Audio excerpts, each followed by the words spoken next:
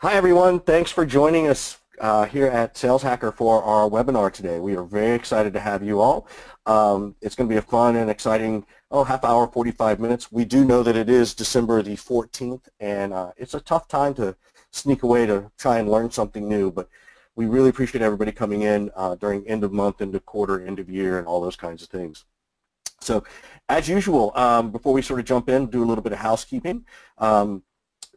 One of the things we want to do is make sure that everybody knows this session will be recorded so that it'll be available afterwards in case you can't listen to the whole thing or you know a couple of people who you think might want to listen to it. It'll be available for them. Also, we try to make our webinars very interactive, so please feel free to ask questions as we go along. There's a question box that you can log into and ask a question of us, and we'll be glad to answer those. The other thing, too, is we also try to encourage a little bit of side conversation. There's a chat feature as well. Feel free to voice your own opinions as you either agree or disagree with myself or the guest. We certainly want to encourage a lively debate and something that's fun and meaningful for people to walk away with things. So feel free to go into the chat box and do that. And the first thing I'd love for people to do, if you don't mind, is go into the chat box and even just introduce yourself. Tell us who you are, maybe what the name of your company is, how big your sales team is, if you're comfortable sharing that. If not, just say hello and we'll get things started. So I want to take a minute and sort of introduce, our panelist today. His name, excuse me, got a little bit of a cold today, everybody, so I apologize. We have Steve McKenzie, who's joining us from Insight Squared. Steve has spent this last 6.5 years at enterprise cloud provider Mimecast, where he wore a bunch of different hats, including the head of European sales, head of North American marketing, strategic alliances, and enterprise sales. And prior to Mimecast, Steve ran a media business in South Africa, and in the early part of his career had roles in finance and sales. He's also got an MBA from the University of Cape Town, and when he's not, doing all this stuff that we all do and buried in work, he does like to work out, keep himself fit, and have a balance between his life and his job. He's a husband and also a father of 3 young boys. So, Steve, thanks for joining us. And if you don't mind telling me, how old are your kids? Like, at this time of year is probably crazy, I can imagine. Yeah, absolutely. Yeah, and thanks for having me. I've got 3 boys. One's 11, and then I've got twins who are 9 years old. So you can imagine it's a crazy time around the McKenzie household. Yeah, no, I can imagine. I've got 2 little boys myself, and it's they say the first one's easy and the second one's a circus. So I can only imagine what yours is like. Yeah. So the topic of today's discussion is how to combine data with intuition to close more sales. I think we've entered this realm in the sales world. I think everybody knows it, that what used to work in terms of sort of what your gut feel isn't the only thing you can trust anymore. We can now actually get quality data. We can get it faster than we've ever had it before. And so now we can use that gut and data to support us. So, maybe Steve, maybe start there. Talk a little bit about data. Tell us why it's so important. I know it's a little bit of a rhetorical question, but tell us what your position is on this. Sure. I mean, I think the reality is the world has evolved. I think that data is so mainstream now that we use it in our daily lives as consumers. We're being exposed to data as consumers, and in the business world, we're being exposed to data more and more. I think that when I certainly started my career, there wasn't as much data around. So it was really hard to get your hands on that information that would help you make decisions based on empirical evidence of what's been going on. And with the plethora of solutions that now give you easy access to data, you're foolish if you're not taking advantage of that. So you're right. I think, why is data so important? It certainly is a rhetorical question. It's kind of obvious. I think that having to convince people that this is now a key part of every decision-making process, I think having to convince people of that is no longer the case. I think everyone acknowledges now that there is so much around that we have to start using it.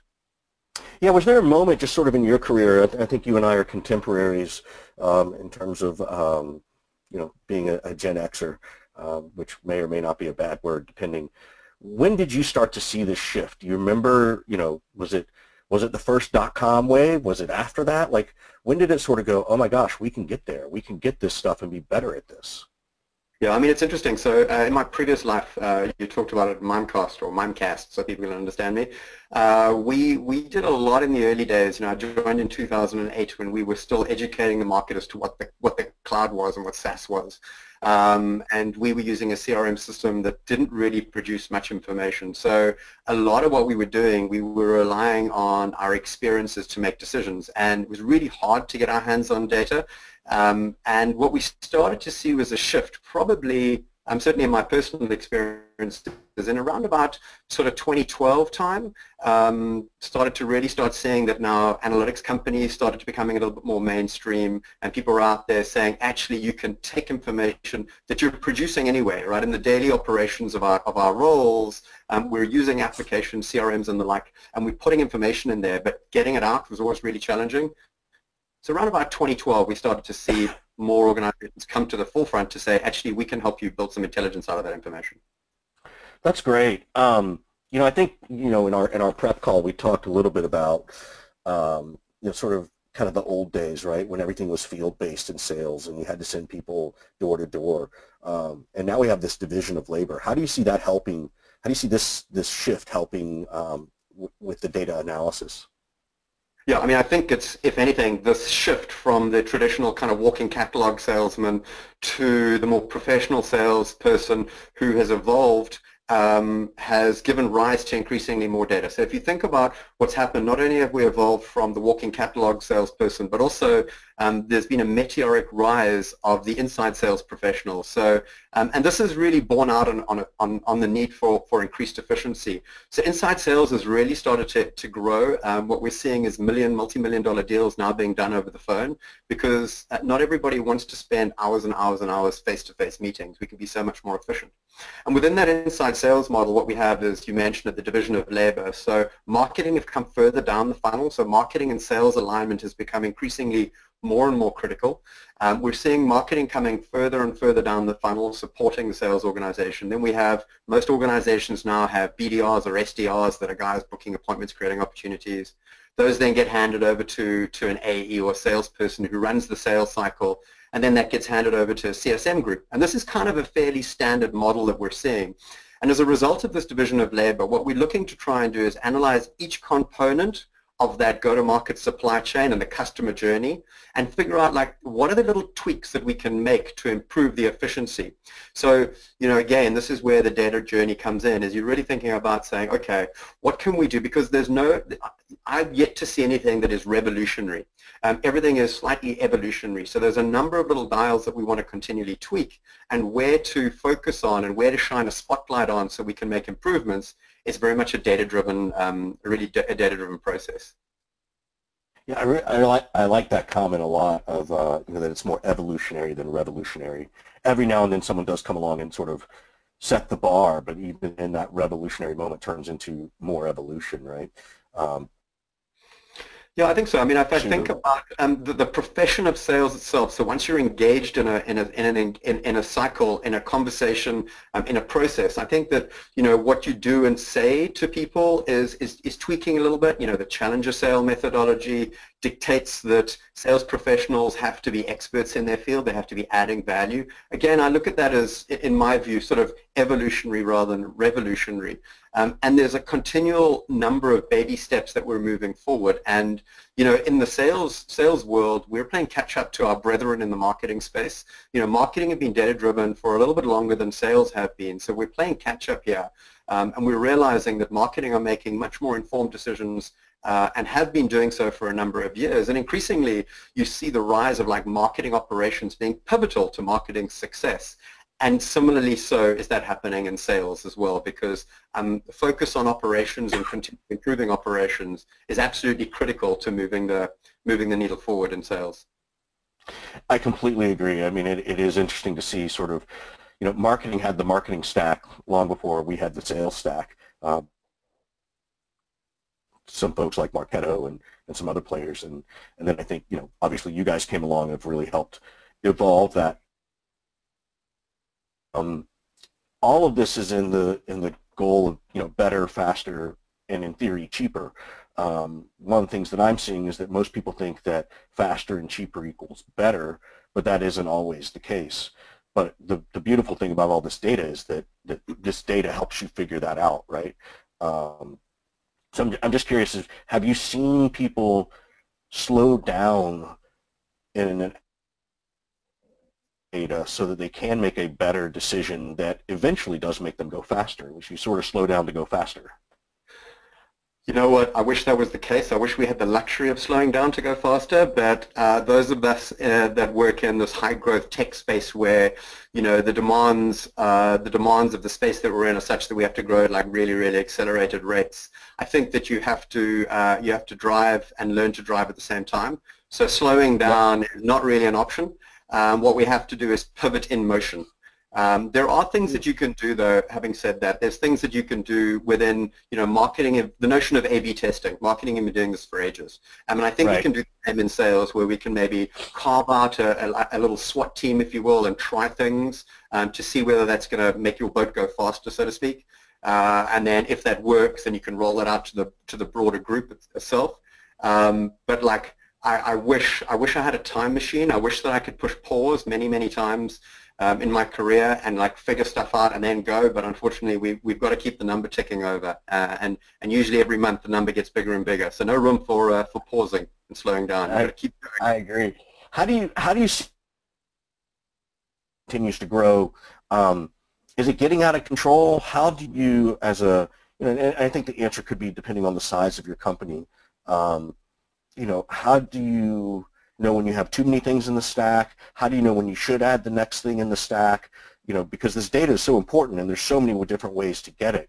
How do we help manage that to make sure we don't sort of bloat ourselves on tools? Yeah, I mean, I think there's a massive danger of this right now. I think we've all seen the graph of the marketing tech stack, and it's overwhelming. And I think it's starting to get that way in sales as well. I'm seeing that there's a lot of really cool features out there, and we're kind of like features masquerading as businesses. And sometimes what you do is you're not sure. You're like, that seems pretty cool, but let me look at my priorities and where I'm gonna make the biggest impact. So it's overwhelming. My phone gets, my phone is off the hook with people trying to sell me some stuff, and a lot of it is really nice. I look and I go, that's pretty cool, but you have to prioritize. And what I want to do is I want to make sure that my salespeople are enabled and they're not becoming administrative folks and like working with a gazillion different applications. So the way I look at it, and it's a little bit self-indulgent because I work at Insight Squared, but I have the benefit of having access to data at my fingertips. What I find interesting and something that I don't really understand how it all works is people will come into a role and they'll say, right, I'm the new sales leader, I'm coming in, here's my tech stack. So I have these 10 applications that I want to have on board, let's go and buy them. Now, that's because maybe they had a good experience with a particular tech stack in a previous role. And if you look at it, each organization has its own little nuances. So my advice to anyone starting into a role is, going back to what I said, like you asked, can you stop? Well, you can't really stop. But take stock of what you have and where you are. You have to look at your entire customer journey and the sales kind of process and figure out what is the lowest hanging fruit for improvements that can be made, and then shine a spotlight on that particular bottleneck and figure out how you can change it. Now, that may not be buying an application. That might be investing in some training or hiring someone to do something or stopping people from doing something. And not always is the answer to fixing a bottleneck and improving process. Not always is that buying something to do that. So I always find it a little bit interesting that people come in and have a pre-prescribed sort of sales tech stack that they want to go at. I think that for me, my only two prerequisites are a CRM system. We use Salesforce. I think that's kind of almost the de facto standard these days. Salesforce, and then an analytical lens that looks and makes sense of the data that sits in Salesforce, such that you can surface out the insights required to make informed decisions. So where am I going to spend my next dollar? The other interesting thing is that typically, I mean, increasingly sales leaders are getting bigger budgets, but in the main, our budgets are aligned to humans. So we get budgets to hire people and put people into sales roles, and we get them to try and generate opportunities and close deals. But increasingly, we are getting a little bit more budget for a bit of a tech stack. But you can be very wasteful on those things. So my advice is figure out what you have, figure out where improvements can be made, hypothesize on what those improvements might be, whether it be training, hiring, whatever it is, a process change or whatever. Maybe it's a technology answer, and then go in and do those things, and then measure the efficacy of that execution, that plan that you've just executed on. Otherwise you're kind of going back to the old days of going with your gut feel and trying to use technology to try and somehow magically fix things or improve things for you. Yeah, it's interesting. I see a lot of people where they sort of take the data and then they figure out, well, how am I going to spin this data? And it's like, well, didn't we just learn a lot through an election cycle that told us that's not the way to do this? So I appreciate what you're saying there. You mentioned this a little bit too about sales leadership. Obviously, with the availability of more data, that truly helps sales leaders make better decisions. But does that mean you need a different type of sales leader? Was 2 days of product knowledge, here's a couple of use cases, listen to the guy next to you, now STFU and get on the phone. That was sort of that's how I got trained. Yeah. What are you seeing in the leadership? What kind of skills are you seeing changing around these people? Yeah, look, I think you're right. Typically, people moved into a sales leadership role historically were your best reps. Arguably, it's a really bad decision. Take your best individual contributor and make them a manager and take the number away from them. But we all did it, and I guess I was a victim of that, and so were you, where I was a successful salesperson that moved into leadership. And then those folks didn't really know how to manage teams other than to do ride-alongs and help people show them how to do deals. So it wasn't necessarily a great way of mentoring and coaching folks, because it was more like, just do what I do. Watch me, and you'll see how it works. Now, smart, naturally talented folks would get it pretty quickly, but folks who maybe didn't have a natural affinity to being a successful sales professional needed a little bit more. So I think that especially as this market has evolved, again, going back to my comments earlier about the prevalence of inside sales, increasingly we're bringing very inexperienced people into our businesses, and we're grooming them, and we're trying to promote them very, very fast. So for example, in our business, we have a really nice path to becoming an AE straight out of college. And it's usually about a 12 to 18-month program out of college. You work in the BDR world, you get a good training cycle, and then you move into carrying a quota. Now, bearing in mind that these are folks that are relatively inexperienced, perhaps this is their first job ever. So we have to think about, firstly, hiring for the right attributes and the right characteristics. And we can use data to help inform whether or not we're getting it right. So you look at hiring cohorts, seeing the experience, what type of background they had, seeing what their onboarding and training program looked like, and then looking at the success that they've had, and then cohorting those folks. I think that a lot of people get ramping wrong. I think that sometimes we are a little bit overambitious with what the ramp goals are that we set for folks, and that's a really toxic environment to be in, because what you do is you promote people who are your best people who deserve to be promoted, or you hire someone in who's maybe particularly junior. You give them a 3-month ramp quota and they fail, and then you keep them. And what happens is you perpetuate a cycle of failure. So it's almost like they start thinking that failure is okay, and that they don't believe that they can actually ever hit their number. So you might be in this continual cycle of like 60 to 80% is okay. So I think what you've got to be thinking about is your onboarding process. What is that program? Sales enablement is becoming absolutely critical. A lot of people call it sales enablement, onboarding and training specifically. Similarly, we have to empower people with information. So one of the things that I like to do is there is nothing worse than a manager or boss dictating to someone that they should be doing something without backing it up with some form of logic. So if I'm a junior AE or BDR and I come in and the Steve McKenzie of the organization with a gray beard comes in and says, you shall do these things, without really backing up why, it's a little bit like, okay, I'll do it because he told me to do it, but I don't understand why I'm doing it. Versus if you can prove to the individual, look, this is what success looks like. These are the inputs required to get the outputs desired. So if this is the output desired in terms of your goal, let me prove to you empirically that if you do these things, you will get there. So if you're a BDR, it's about activities. What activities do you do? If you're an AE, it's about your sales cycle, your conversion rate, and your ASP. You can prove it with data and present them with a really solid data-driven plan that says this is what will get you successful if you're as good as everybody else that has come before you. So now there's a logical flow in their mind that says, I get it. I now buy into why you're setting me these KPIs because you're trying to set me up for success, and it's not just made up. So I think that as sales leaders now, we need to be running a business unit, not just being a ride-along, older, more experienced sales guy. We have to be thinking about the people. Another thing that's critical is if you churn your people out of your organization, if you have people leaving, it's really painful because it almost takes 2.5 people to replace the productive person, right? Because you have to ramp those 2.5 people, and half of those people by the data might not work out.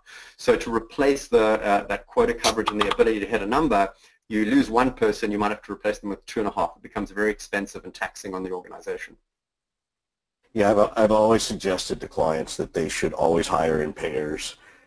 The worst thing that happens is that they both, if they both fail, well, you got a big problem in your hiring process. But if they both succeed in 90 days, that's a champagne problem, right? Like, who cares?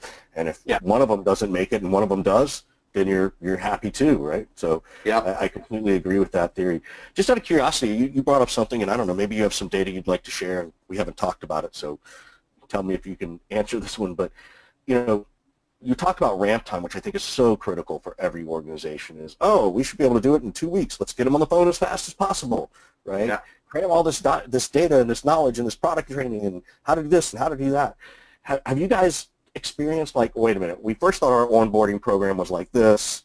We did it. We went through a couple of cohorts, and now we've kind of adjusted based on this. Any insights you can give to people about, what you think is the optimum onboarding process or sales training process, depending obviously on size of the sale and stuff like that? Yeah, exactly. So there are nuances based on businesses, but just like at a high level, I think that I've experienced a lot of pain like this in my entire career as a sales leader, bringing on people and saying, why aren't they ramping fast enough? What we did at Inside Squared, actually, I think I'll never say that I've got it right, because we're always looking to improve, but what we had is we promoted folks from the BDR role into the AE role, and we gave them a little bit of training. But we're scrappy and we're still relatively small, so we don't have like an outsourced university experience and all those good things. But what we realized is that almost nobody was able to hit their ramp quota. So we've redesigned the process. I have a ranking system for my BDR group. So there are 5 stages of the BDR journey, and increasingly you have to hit certain benchmarks to be able to go to the next hop. And then the last 3 months of your BDR tenureship is called a 501. And a 501 is really when you're in transition between BDR and AE, and there's very specific things that they have to do, and there's some training that we provide for them. The first 3 months, once they make it to the AE role, what we've done is we've actually made it a 0 quota. We used to have 0 quota and then a ramping quota. It's 0 quota, and it's a KPI-based goal. It includes they have to do 2 deals, and it doesn't matter the value of those deals. I just want to get them into a cycle of actually scoring some goals. So they've got to win 2 goals, and there's a bunch of other KPIs that we want them to achieve on in that 3-month period. And so far, we've got a new cohort, an entire team that's gone through that program, and they've actually overachieved. So I went from my ramping AEs underachieving to flipping the flip plan a little bit, and the new cohort, the entire team, are now overachieving. So it feels like a bit of a victory. And then we're going one step further as well, where when we're bringing in AEs from the outside, so not an internal promotion, we prefer to promote from in, but if we don't have a big enough bench that's ready to go, we might supplement that with some external hires. Those guys come in and they're almost in this hybrid world where they do kind of BDR work for 3 months, then they have the next 3 months is the same as the program that I just explained. So they have a gentler ramp. To be fair, this is a hard argument to win with a CFO when you say, I'm going to bring in a salesperson and they're going to carry no quota for 6 months. And most CFOs would fall off their chair. But at that point, if you're able to back up your argument using data to inform that this is what's happened historically and we failed, we haven't been able to get this right, and then you have a plan that is going to fix that, and then you can prove the efficacy of that plan, we're in a much stronger position. So, using a gut feel-based argument in front of a CFO never works. So you always want to back it up with data, and it works. Yeah, but it's funny because the CFO has no data either. They're always saying, but this is how it should be. Like, so I love that you have that data. I've had 2 people ping me on questions. Just, do you guys have that written up anywhere? Do you have that as a playbook or something? It seems like that's something a lot of companies would love to read, those different stages and phrases, so they could try to apply that to themselves. Is that something that's a resource available? Sure. It's my hourly rate is $10,000 an hour. So if you call me after this, I will certainly share my brain with you. Yeah, I haven't got it written up somewhere that is in a publicly consumable format. We tend to put blogs out on this stuff. I should probably write a blog on it. I wrote a blog on capacity planning that we launched about 3 days ago. It talks a little bit about this. I would encourage people to read it. It's on our blog site. It talks about how you capacity plan using a quota coverage model, taking into account some of the risks, which is RAMP. So it talks a little bit about it in there, as well as using a data-driven capacity planning model and then marrying those two together. Right. But yeah, people can reach out to me directly, and I'm more than happy to have a conversation about it. Sure. No, I think that's great. Don't be surprised if they do. I think that's a really great topic that people, I think they want to understand what's a good best practice, and I think you laid out a really strong one. And then you've got this unique case where you talked about the zero ramp, and feels a little bit more like it's achievable, right? So you improve morale, you create people wanting to be at their job. Yes, they're stressed and stretching, but they're also not feeling like they're under the gun. So that's really wonderful. Yeah. Let's talk about this data stuff, maybe depending on the stage of the company, right? Like traditionally there's sort of this early stage company, which is, pre-Series A, or maybe it's Series A, then you go into expansion, which is maybe B or C stage, and then growth is, that Series D, now you're a unicorn stage. How do you look at data depending on where you are? What do you recommend to people who might be at that earlier stage versus that expansion stage? Yeah, I think the reality, the sooner you can get your hands on and meaningful data, the better. I think Fred, our CEO, who sits next to me, I think if him and I realized how we would work and optimize it, the day that I joined, I think we would have hired a strong sales operations support for me on that same day. What we realized is I was very, very focused on building a team, sales methodology, deal-centric focus, and my natural weakness is I don't spend a lot of time in the applications and the like. Fortunately, Insight Squared, obviously, again, fortunately for us, Insight Squared does give me a lot of stuff without me having to be particularly in the weeds. It makes it very easy for guys like me to get my finger on data. But I think the earlier you start, the better, because once you start to integrate within your organization a culture of data being how we talk about things, the better. If you try and force feed it after the event, you might have a little bit of resistance. We all know the natural salesperson considers himself an artist. I think, to be fair, the millennials naturally are more data-driven than the previous generation, so that helps. When you have a lot of millennials, they have a thirst for data, so they do want more of it. But I think that if you start too late with making data pivotal to every sales conversation that you have, you will encounter a little bit of resistance. So even if you don't have a massive budget to go and spend money on technology solutions, make sure that somewhere along the line that you're baking data into every single conversation that you're having, rather than it just being opinion-based. Now, I do want to make sure that, I think we should not swing the pendulum too far. I think that, there's all this hype about everything's data-driven and big data and small data and human-generated data, et cetera, et cetera. And it's become a bit of a buzzword, which we tend to do in technology, SaaS, and everyone's SaaS and cloud this and all those kind of good things, big data. I think we should make sure that we don't forget that there is certainly an artistry to sales execution where, EQ is absolutely super important. Psychology is very important, dealing with human beings. We can never get away from that unless you're in a click-to-buy B2C type environment. But in B2B, this is still very, very important. But I think that augmenting that with a data-driven approach will mean that you get the accelerator effect.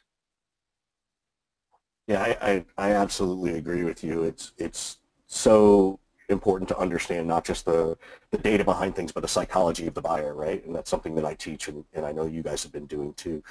So you talked about it. You said, God, I wish I had a sales ops person, the same day I came on board. How fast do you recommend people have a sales ops person, right? I'm a big believer of as soon as you have 2 sales reps so that you can start A/B testing stuff. But what do you see? Yeah, I think it depends on your definition of sales operations. I have a very clear view in my mind so firstly, I think sales operations is a role that has grown massively, even in the last 2 to 3 years. I mean, it's amazing. I think this is a real profession, and I think that this is a critical part of any business. So my advice is get a sales operations person as soon as possible, because the gains that you have early on are hugely important. The old days, it was sales operations, we need someone. Let's take a BDR who's finished his BDR kind of period, and they don't want to carry a quota, and let's make them do some operational type stuff. I think it's often a career path for people, that are growing within the organization. But these days, sales operations professionals are proper professionals, and they carry a lot of responsibility within an organization. The way I see sales operations is I want my sales operations group to really work with me on territory planning. I think territory planning is a hugely emotional thing. And it has to take a data-driven approach. Like, are you going for an inbound model on a rotator basis? Are you going for a named account strategy? Are you going for a geography-based strategy, and maybe a hybrid of all of those things? So we've got to look at territories. Compensation planning, that's very, very tricky. It's a huge thing. You want to make sure that you're getting it right. So there's a bunch of analysis that perhaps sales operations can do, working in conjunction with your people operations or HR function, to make sure that you're kind of at market rates and the like. So compensation planning is critical. And then all your applications, I think, need to sit in that team. So Salesforce administrators and any other of the sales stacks that you're using, you want to make sure that that's owned and controlled by a specialist in that place, because they want to make sure that all those applications are interoperating nicely with one another. And then, of course, analytics. So I think that the sales operations role has evolved. Similarly, has the access to applications that do work for you evolved. So again, for example, if you think of Insight Squared, what we do is we kind of say, hey, we're your sales analytics in a box. You don't need to think now about building reports. I think that the days of hiring an expensive, smart analyst to build a bunch of reports for you, and that's their full-time job, those days are gone. What you really want is you want your analyst to be a true business partner who can look at the information and help you make decisions and come up with suggestions as to how you might improve processes. So when I look at my sales operations person, I don't want to just say, get me this report, get me this information. I'm expecting them to present information to me with suggestions and notice things that are maybe not in my purview, so that we can take action to improve things all the time. That's great. We've actually got a question from the audience that I think is very relevant, and hopefully it doesn't come off as self-serving. But how do you prove the ROI on the spend for analytics, right? Whether that analytics is an Insight Squared, without going into a product pitch, or even a sales operations person to do that analytics, right? I certainly have some thoughts around it, but how do y'all? I assume this comes up fairly regularly for you as a standard objection. Prove ROI.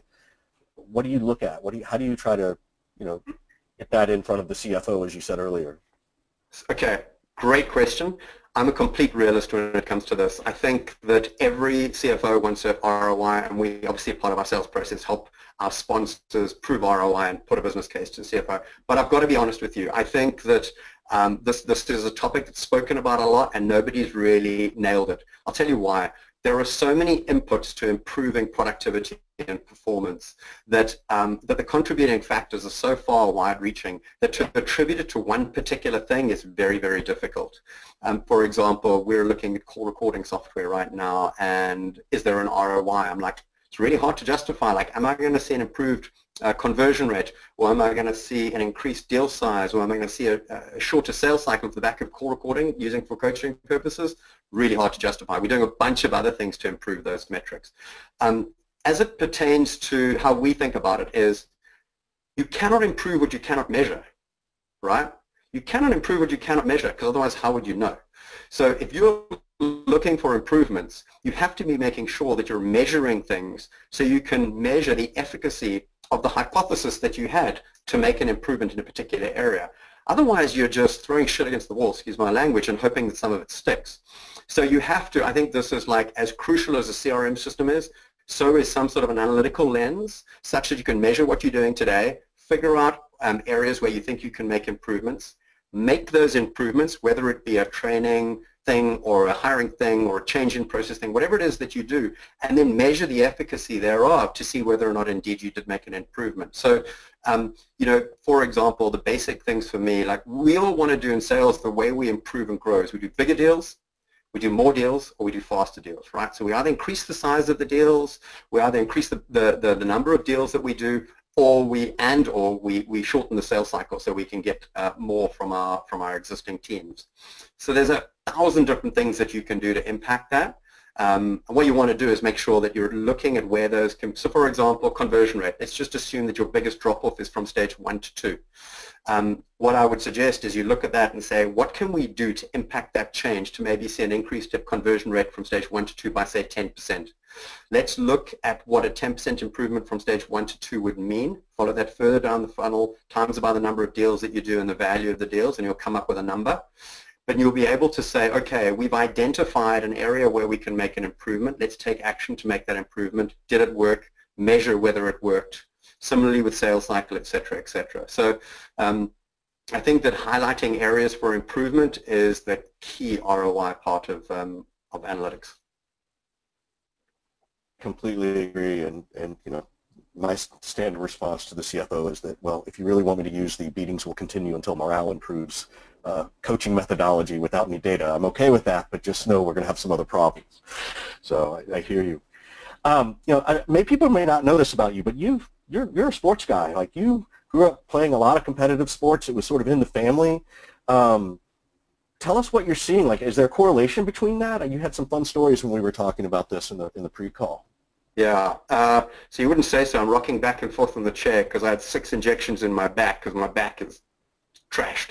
Probably That's because how professional you were. You gave body, soul, and mind. I like the contact sports. I think I thought my body was a lot bigger than it was. So when I took out bigger guys, they tended to beat me up. I was a rugby and water polo guy, so that's what's taken its toll on my body.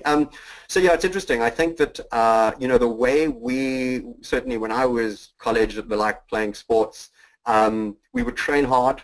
We would have a game plan. We would go into the pool or to the field, and we would execute on that game plan, and we either won or lost.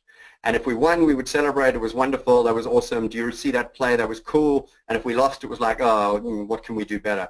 I think now what you're seeing is, and there was no data to back up what good or bad meant as an organization, as a team, or as individuals. And now what you're seeing is, obviously rugby is my passion. Now what you're seeing is, I think that probably the American sports led the way. I think Moneyball is a great kind of, talks to that a lot. I think American sports led the way for most other sports internationally. So I think the US has been arguably leading the way and taking a data-driven approach to life, whether it be business or sports or whatever else it is. And now what you're seeing is each individual is presented with a pack of their individual performance. And again, it goes back to, you cannot improve what you cannot measure. So as an individual athlete, now what happens is the guys come off the field, they do a video analysis, they have a macro level analysis of how they performed at a team, and then they'll have an individual analysis and key stats and metrics for each individual's performance. Now they know, do they have a good game or a bad game, and they usually measure that versus the previous game, which was considered to be good or bad. So in other words, you're constantly measuring, and you're constantly looking to make tweaks and improvements, and then you're measuring the next game that comes on, and you can see whether or not you're improving. So if you're in a contact sport, football, rugby, whatever it is, like if I'm a guy who's supposed to put in hits, how many hits did I put in this day, this week versus last week? How much yardage did I make? How many catches? How many drop balls, et cetera, et cetera. So we're seeing, and it's evident, right? You watch NFL and you see the guys with their, their tablets on the side of the field. They're connected. They're giving instructions. It's very, very obvious that data is playing a key role in the modern sports and in modern sports these days. Whereas in the past, we just made it up as we went. We just went on the field and smashed each other. Yeah, that's kind of like kid sports these days. But be honest, you don't really think those NFL players are all that tough with all that gear on, considering you played rugby, right? Yeah, exactly. We don't wear pads in rugby. Maybe that's why maybe that's why I'm so damaged. Yeah, we got time for a couple more questions. I want to let the audience ask a couple. I've got one for you. The question for you, Steve, is: can you explain and give your take on the difference between data-driven marketing, where you include the data in the content, and data-driven marketing where the data supports the content focus, execution, and promotion, but is left out of the content itself? So I'm hoping that got through to you. I'm not sure it did. Can you just repeat that? I just want to make sure I don't understand. Yeah, can you explain your take on the difference between data-driven marketing where you include the data in the content and data-driven marketing where the data supports the content focus? Right, okay. So I'm thinking what I'm hearing is you might use data in your content to support why or justify why you're actually sending that content to someone. I'm guessing that's kind of what the point of that question is. I actually think that's a great idea. We want to have context. Think about what's happening today. We are being absolutely bombarded with marketing messages everywhere, all over the place, and it's really hard to cut through the noise. So your content needs to be thought leadership. Your content needs to cut through that noise. And if you can support the reason why you're reaching out to someone by giving them a compelling statement that is data-driven, I think that you might get people having a bit of a aha and leaning in and maybe being a little bit more interested. Obviously, I think that it's irresponsible for not taking a data-driven approach to the content that you produce. That'll obviously inform what you're doing because, again, how do you improve if you don't measure? So you measure and you see what's working, A/B test, and what's not working you drop, and what's working you do more of. But I think it's quite a novel idea of almost perhaps using data within the content to say why you reach out to someone might cause them to go, huh, actually I am that person, or yes, you're right, this is relevant to me. Yeah. So I want to ask you another question that just came up, which is, you know, the new hot topic I think for 2016 and will continue in 2017 is, you know, account-based marketing, right? Mm-hmm. Which I think you and I have been around long enough to know that there's nothing new there, but maybe there's better data or there's better ways to focus on account-based marketing. Do you feel like a lot of this data, as you see this merger between sales and marketing, is really that piece, is the account-based model that's becoming very popular these days? Yeah, I mean, so I was at Inbound earlier this year and I spoke for an hour on this topic. So I do feel, and we've also, I used ourselves as a case study. We've gone through an evolution. No silver bullets is the one caveat I would make. There never are. The stuff is actually pretty hard. And if you look at Inside Squared's focus, we don't go after the Fortune 500. We're kind of in that mid-market, so 5,000 employees and below, all the way down to like 10 employees. So that's our space. Now, one might assume then that account-based marketing is not relevant because we're casting the net relatively wide. But actually, if you think about how sales does what they do, when people started talking about account-based marketing, those of us in sales were saying, yeah, whatever, it's some new marketing term that's been kind of created by the marketing organization. We've always taken an account-based approach. Once I get in, once I have that first meeting and I've got an opportunity, I have to take an account-based approach. I have to get coverage within the account because I know that even in smaller organizations, purchasing decisions are made by committee. So I have to get in, I have to find my champion or my sponsor, and I have to spread my wings within an account and make sure that I have multiple contacts. If I identify those people that are perhaps going to be blockers or naysayers and, you know, who's going to have the budget, that's like sales 101. So we've been doing that for a while. But I think that working sales and marketing increasingly coming closer and closer together, this account-based approach dictates that marketing and sales are 100% in lockstep with one another. And when that works, it's a beautiful thing. It works really, really well because what happens is marketing in a typical inbound model, they usually stop at the point of opportunity creation and then they go back and try and create more opportunities. So it's all about solving for the denominator. And then what they're in there and they're saying, right, I've got an opportunity, I've handed it over to sales or BDRs, I'm going to go and find some more. But in the account-based approach, what they're in there is they're helping you get coverage across the account. So not only, they don't stop once you're in, they keep supporting you, and their whole idea is to try and increase the conversion rate as well. So I think account-based marketing combined with account-based selling makes absolute sense. The one thing that I would warn you on is we have a very talented marketing organization at Inside Squared, and operationally it's not trivial to solve, right? Because you have this balance of quantity over quality. And it's not a trivial thing. There are tools and technologies out there that do a pretty good job at this. But from a marketing operations standpoint, it's not a walk in the park. So you have to really think it through of how you're going to do this. And similarly, maybe it's not all in and all out. You know, maybe you want to have a bit of a dual strategy where your SMB, you want to cast the net really wide and you have to start thinking about that kind of classic inbound model. And then as you're going a little bit further up, or maybe your very key, like perfect marquee accounts, that by the scoring metrics that you've defined should be your customers today, maybe you take a bit of a more of an account-based approach for those guys. So yeah, it's but not trivial, not trivial. No single one, you know, one answer for everyone. No, there's never one answer for everybody, and it's funny. I've seen the ABM. I think people have gravitated to it because when Challenger Sale came out, that's kind of what Challenger Sale was trying to explain, was like the whole organization's got to be behind this methodology, right? And then you need the content created for it. But I think it got stuck somewhere between, I don't know if it was just egos of marketing people not getting it because it was written for salespeople.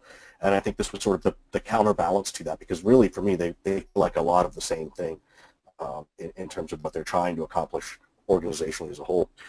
Well, that's fantastic. So, you know, I think I had one last question for you, which is, I know you talked about it a little bit earlier, but Any other mistakes you can tell people to not make? Like anything you did where you're like, hey, here's something that was really painful, and if I'd have just had the data, or if I just looked at this data, anything you could advise people on with that? Jeez, I think I could write a book on the mistakes that I've made. And I continue to make mistakes every day. I keep saying to my guys, whenever we come out with something new or something we want them to try, and guys are like, hey, I think I've got this. Like I've been a sales guy for like 2 years. I'm an expert. And we're like, hey, listen, dude, the time you stop learning is the time when you're 6 feet under in a coffin. So I've made lots and lots of mistakes, and I continue to do so. One of the things that I wrote this blog recently, so it's top of mind, and we've just gone through our 2017 planning and capacity planning.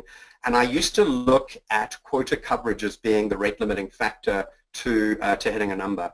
And I always build these spreadsheets with this person's name, and it's called TBH, to be hired. And every to be hired I've ever had on a spreadsheet has never delivered me anything until they've actually got into the building. And so I've always kind of built these capacity models for the future and the hiring models based on quota coverage. And what we did is we reversed out of that, and we spent some time looking at other rate limiting factors other than human beings. And if you ask any salesperson, what do you need more of to be successful? I think 99% of the time you'll hear a salesperson say, I need more pipeline. So that was certainly true in our business as well. Like, we knew our conversion rates, they were relatively static. Our ASP was growing. We knew that our reps were not at full capacity in terms of number of opportunities managing. So I built a model we did on looking at pipeline being the rate limiting factor with a bunch of inputs into it. And it was really enlightening for me to kind of marry these two models together, and made for a much more informed conversation with CEO, CFO, and head of sales as we started architecting the plans for next year. And there's so many inputs that we often forget about. And what that allows you to do is when you build out these models and your plans for the following year, there's a number of data inputs that you take into account. And those data inputs then inform what your monthly business review should be. So in other words, if you've built a plan based on a series of metrics that you believe you can achieve, then what you want to do is measure those metrics with like a very high degree of regularity, with a good cadence, and then come together as a go-to-market team to say, this model was predicated on these inputs. How are we doing against those inputs? And like, can we move anything up or down? And is there room for improvement? Or where are we lacking and things like that? So yeah, I previously hadn't taken that approach. And when asked what's going wrong when you're not hitting your number, the answer is, I don't know. So when you take this approach and you know all of the reasons why, all the limiting factors, the potential rate limiting factors, and all of those things that will contribute to your success, and then measure that with a good cadence and hold yourself accountable to doing that, then you very quickly identify where you're kind of falling down or areas for improvement. That's great. Well, this has been fantastic. So, Steve, thank you so much. Two last quick things. So, one, if people do want to get a hold of you, how would they do that? And then, of course, the other thing is, let's give people maybe a high vision of what Insight Squared can help them do in case they are interested in learning what Insight Squared can do with data in terms of improving their decision making. Sure. So my email address is steve@insightsquared.com. Pretty simple. Please don't see me as rude if I don't get back to you straight away. If someone emails me, I probably get about 350 emails a day, and I have a team of just over 60 people to run, and it's Q4, so it's crazy time. But that's how you get hold of me. Insight Squared, so we're a sales performance analytics platform. We came to market about 6 years ago with providing people like me the insights that I need to run my organization. So there's about 600 crowdsourced, pre-populated sales performance analytics. Everything that I would ever want to look at kind of pre-populated in what we call tiles. So it's almost a library format where I can just go in and click and get access to all the information that I want. And then we've recently launched and kind of an extension to our platform, which is called Slate, because the companies we're selling to are getting bigger, and increasingly the needs of our existing customers are evolving. And principally the Tiles application really pulls in Salesforce data. So now we've just launched an extension to the platform where you can pull in any sort of data set that you want, pull it into a more traditional enterprise-grade BI application, and then the power is in your hands to build out any queries that you want. So any of those kind of edge case questions that you might want to ask of your business using other applications, you can do that in Slate. But the core Tiles application is like manna from heaven from a for a sales leader today. It is, and it's straight out of the box. Like there's not a lot of configuration you guys got to do, right? Like it's Correct. making a couple of connections in Salesforce, and it really is an amazing tool, and it's kind of like Salesforce on good steroids, we'll say. Yeah, make sense of what's in your Salesforce. Like if you think of Salesforce as a repository of data, it's kind of a workflow tool. And if you look into that repository of data, it's like looking into a muddy pool. If you want to go fishing, then Insight Square kind of is a clearing pill, and then you know exactly where to drop your line in to fish or fish out. Absolutely. Well, again, Steve, thank you so much for joining us today and spending time with us and sharing your insights and knowledge. And thank you to our audience who joined us online. We know it is end of the year. We know it's not always the easiest time to come learn some of this stuff, but I think that it's very critical for 2017 as you're looking to make better decisions next year. This is the kind of stuff you want to start looking at. So thank you, everybody, and happy everything to all of you out there. So we'll talk to you and see you next time.